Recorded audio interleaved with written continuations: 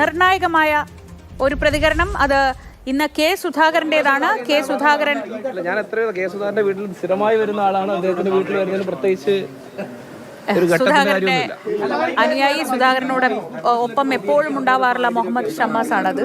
K Sudhakaran അന്നും ഇന്നും എന്നും കോൺഗ്രസ് ആണ്. ആ പറ്റൂല എന്ന് ഹൈക്കമാൻഡ് കേസിനോട് പറഞ്ഞിട്ടുണ്ടോ ഇപ്പോ? അതറിയോ?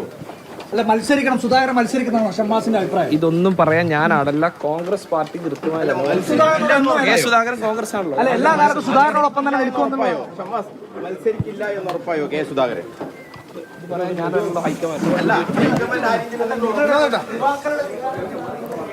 സുധാകരന്റെ കാര്യങ്ങൾ ഏറ്റവും കൃത്യമായി പറയുന്ന ആളെന്ന നിലയ്ക്കാണ് മാധ്യമങ്ങൾ മുഹമ്മദ് ഷമ്മാസിനോട് സംസാരിക്കുന്നത്.